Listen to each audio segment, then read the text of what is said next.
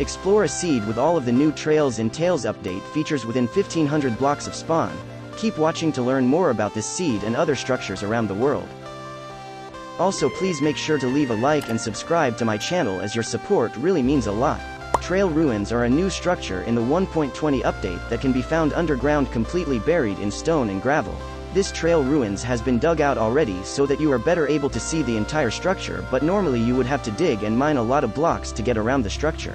You can use a brush on the suspicious gravel in the trail ruins to find the new pottery sherds and smithing template items, as well as the new relic music disc.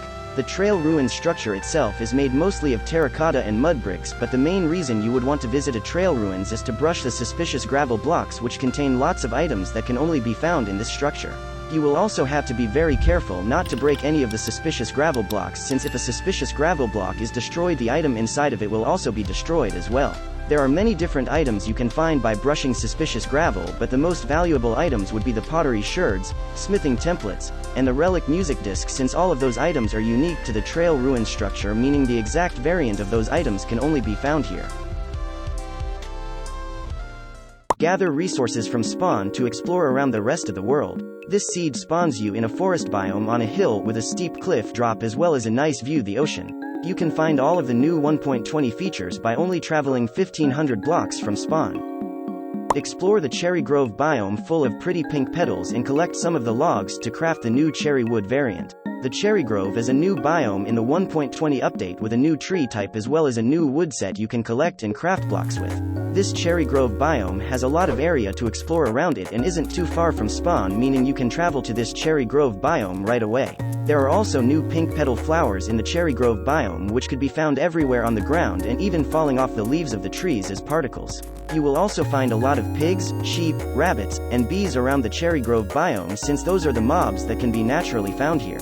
You can collect some of the leaves to try and get a cherry sapling, which would allow you to place anywhere you want and grow your own cherry tree.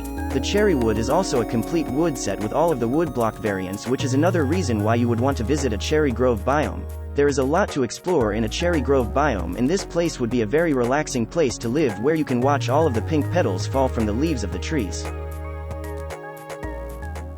Explore the bamboo jungle, where you can find pandas and parrots, plus all the bamboo you could ever want. Bamboo can now be crafted into a new bamboo wood type, which makes it easy to craft large amount of bamboo wood due to all of the bamboo found in a bamboo forest. All you would need to do is run through the bamboo forest with a sword, chopping down all the bamboo, and then collect and craft all the bamboo into bamboo planks. Then with the bamboo planks you can craft all of the other woodblock variants, such as slabs, stairs, fences, doors, and everything else you would expect.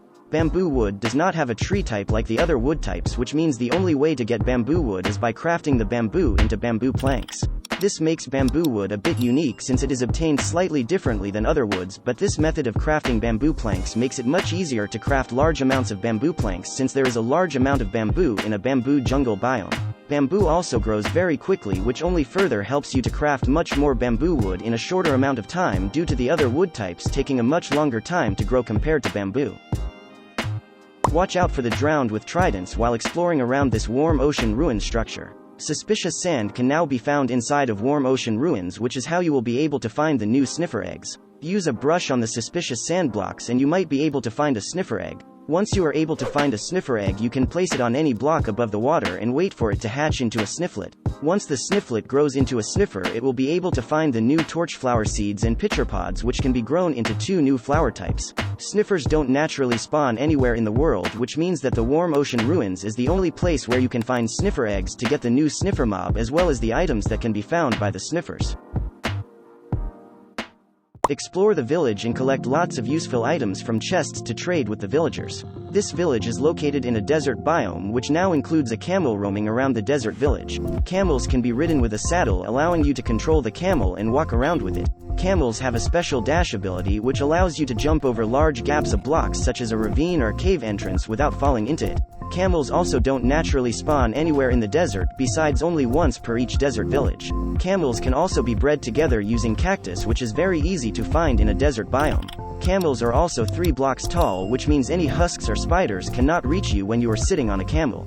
Besides the camel, you would also want to visit this village to collect resources and trade with the villagers to gather items to help you explore. You can also collect the hay bales in the village to craft into wheat, which you can use to either trade with villagers and get more emeralds, or use to craft bread as a food source in the desert. Camels are the main reason to explore a desert village, but there are still many villagers here you can trade with for emeralds. Watch out for the TNT trap while collecting items from chests in the desert temple. Once you have removed the pressure plate and the TNT blocks, you can open the chests to find an enchanted golden apple as well as some dune smithing templates, which can only be found inside of a desert temple. There is also some gunpowder, bones, and horse armor which might be useful if you need them. The desert temple structure itself also got an update to include a secret room under it with suspicious sand blocks. By brushing the suspicious sand, you can find some new pottery shards which contain patterns that are unique to the desert temple. Desert temples are now better than ever, since you can now find dune smithing templates and some unique pottery shard items in them from the secret room with suspicious sand. Desert wells now have a few blocks of suspicious sand in them which you can use a brush on. The suspicious sand in the desert wells have some unique pottery shards that you can only find inside of a desert well. The unique variant of pottery shards found only in desert wells finally gives you a reason to want to go out and find a desert well to brush the suspicious sand blocks. Defeat the Pillager captain inside the outpost to get Bad Omen and start a raid at a village. This Pillager Outpost is located in a savanna biome and is a chest with a goat horn and some new sentry smithing templates which can only be found inside of a Pillager Outpost. There are a lot of pillagers around the outpost, and the one with a banner on its head is the Pillager captain, which you can attack to get the Bad Omen effect. There is also a small cage near the Pillager Outpost which had allays, but they flew away since there is a hole at the bottom of the cage which the allays used to escape. Pillager Outposts were already a good structure to explore with lots of useful items, but it is now even better with a unique sentry smithing template which you can only find in Pillager Outposts. Try not to make too much noise or else you'll have to watch out for the warden in the ancient city. There are a lot of treasure rooms in this ancient city, which is perfect since there are 2 new types of smithing templates that can be found in ancient cities. You can find both the ward smithing template and the silent smithing template in ancient city chests. Both of these smithing templates can only be found inside of ancient cities, and the silent smithing template is the rarest smithing template out of all the smithing templates from all structures. This makes the silent smithing template very valuable due to how rare it is to find, so if you are able to find one, consider yourself very lucky. Besides the smithing templates, there are still other very valuable items you will want to get from an ancient city, such as enchanted golden apples, potions, and even some enchanted diamond armor. Just make sure to be very careful when walking around the ancient city, since any sort of movement besides sneaking can activate a skulk shrieker and summon a warden. The best way to avoid accidentally summoning a warden is by sneaking everywhere at all times and placing wool blocks to walk on around the ancient city, since wool doesn't activate any of the skulk shriekers.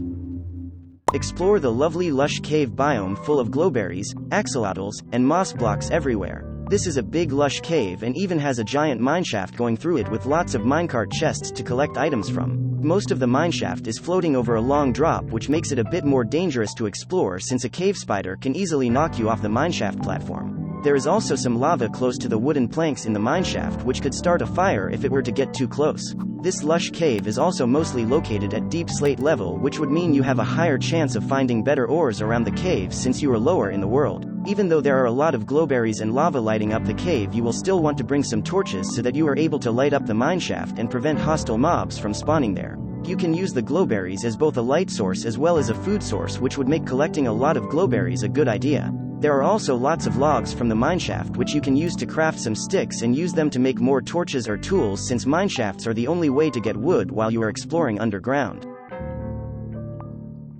Monsters spawn inside of the dungeon and guard the chests inside containing loot. There are 2 dungeons here within spawning range of each other, and both of the dungeons have a zombie spawner in them.